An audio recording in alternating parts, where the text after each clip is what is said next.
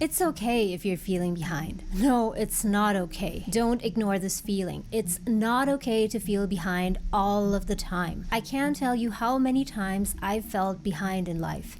I felt like I wasn't good enough. I haven't achieved enough, and I'm running out of time. And comparison is just a few clicks away. You don't need to look far to find people who seem more accomplished than you are and better at so many things. And it makes you feel like you suck and you're a loser. I felt like this before and tried telling myself, it's okay, you're not behind with anything. You are right just where you are. And in a sense, that's true.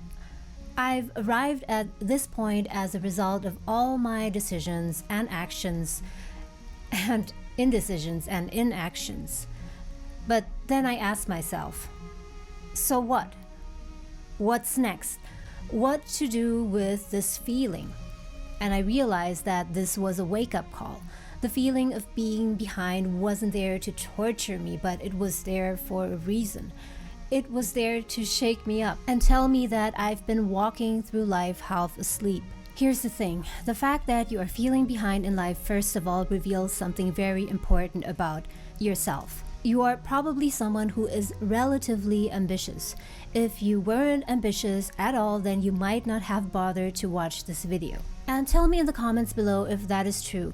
Do you consider yourself a rather ambitious person or not? You can simply type in yes or no because I would really love to know, and also your comment would give the YouTube algorithm a nudge and get this video out to more people. And the nature of people who are ambitious is that they will oftentimes feel behind in some way because no matter what they achieve, they will feel like they could have done even more and even better. And by the way, not all people are ambitious. There are people who genuinely want a simple life and don't aim for too much, and as a result of that are pretty much at peace with themselves and don't feel behind. But if you say that you feel behind, then it means that you have some ambition within you that you haven't sufficiently addressed. And I would call this unprocessed ambition. And if you are the type of person who is rather ambitious and has the need to achieve things, it's really difficult to talk yourself out of it. You can tell yourself that you're alright, but if you don't deal with this feeling, you'll keep on feeling that you're behind and it will get worse and worse. At least that was what happened to me. At one point when I felt that I was really behind in my career, I told myself, don't be too hard on yourself, you're not behind. But that didn't help me at all. Instead, what happened was that I slacked and I felt even more behind. So instead, I took this feeling to heart and I turned it into something useful for me. Okay, so we feel behind in life, in our career, with our finances. But what is it exactly that makes us feel behind? What is our reference point? The first type of reference point that many people use is other people's success. And this is mostly just a waste of time. When we look at other people's successes, we usually pick out a few aspects that are just wow. For example, how they look, how much money they made, or how many subscribers they have. But things come in a package. Someone's success is not isolated from the other things that are going on in their life. We know nothing about whether they're truly happy in their relationship, whether they're mentally healthy, and what they had to struggle with or sacrifice to reach this point. We don't even know what goals they have and what's important to them. We don't know what the game is that they're playing and which rules they're playing by, what values they have and what principles they stick to. We likely have different goals from them and are in a totally different situation, have different strengths and experiences. We probably also have a different set of values and priorities. We are playing a different game, and that's good. So how does it make sense that we compare bits and pieces of our successes or failures? It's like comparing apples to oranges. So what's the second reference point? The second reference point is the person we could be. And here is where it gets interesting.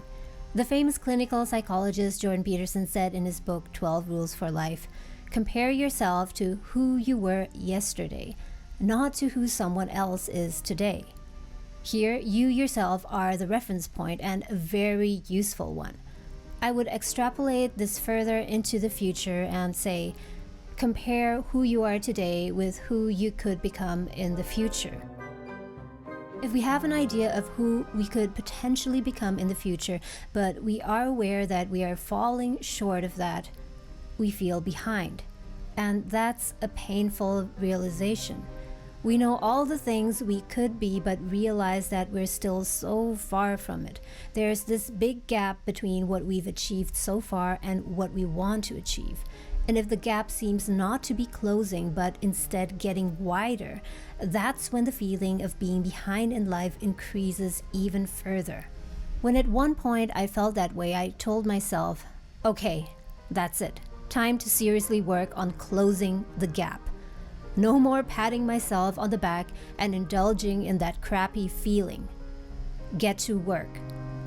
Using your own potential as a reference point is powerful. It's something that's within your control. If you don't use what you have, it's like leaving free money on the table, and who would want to do that? But let's make it even more concrete. Who is that future you? What do you really want to become? And if you're brutally honest with yourself, what would the life and career that you want look like? And what would it take to get there? Define it as specific as possible. If it's abstract and foggy, it's very difficult to make any progress because you don't even know where you're heading. If you've defined your goals concretely and in a very specific way, then there's just no more fooling yourself. There's the goalpost and there's the gap. And if you're not moving toward it consistently, then you are actually behind. And if you stand still, in 5 years you might feel even further behind. I felt behind several times in my life and played catch-up. And I feel okay now because of that. Had I ignored the feeling of being behind and brushed it off, I might not be here making these YouTube videos. I might not have become a film producer. For me, feeling behind was a wake-up call to get into action. This, by the way, is probably not what you expected to hear from me. And I know this might be uncomfortable and build up some pressure, but in a few years or even months, you'll remember this video and thank me, hopefully. Feeling behind is a signal. It's an early warning system. It makes you aware of your unused potential and the gap between who you are today and all that you could become in the future. In a forward-looking sense, you will always be behind because you can always improve.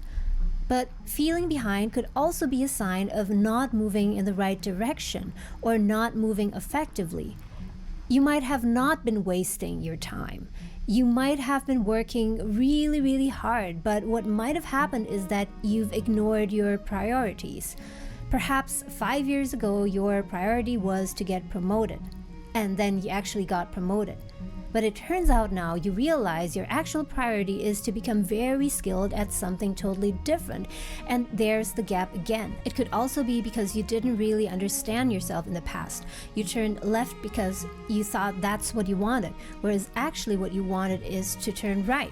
Or as Stephen Covey said, it's incredibly easy to get caught up in an activity trap, in the busyness of life, to work harder and harder at climbing the ladder of success only to discover that it's leaning against the wrong wall. So what to do with all this feeling of being behind? Feeling behind is not the problem. The problem is what we make of it.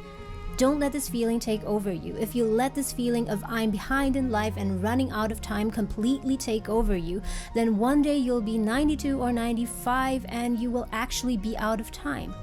Will you ignore this feeling? Will you indulge in it? Or will you use it to your benefit? Over time, I've learned to use it to my benefit. I didn't beat myself up over the things I failed to do in the past. Instead, I've taken time to acknowledge all of my wins, no matter how small. But I also turned this feeling of being behind into fuel. You can use this feeling that sucks so much as a wake-up call, as fuel to live up to your own expectations, and nobody else's. So it's like, hey, maybe I did spend too much time consuming instead of producing stuff. And I don't want to indulge in regret, but tell myself, let's stop doing that. Let's start producing more, creating more than consuming. For me, that meant spending more time making content than consuming content. And hey, maybe I haven't given enough thought about what I want to do, and I haven't really figured out what I want to do with my life. So let's do that right now. Figure out what I want and not sidestep that any longer. If you do that, after a while, feeling behind will transform into this. Kick yourself in the butt and start doing things. And if for some reason you also feel that you're too old to do something, you feel like it's too late to go after the things that you want, or you're just running out of time, then this video here might help you. Take care, guys, and see you again in the next video.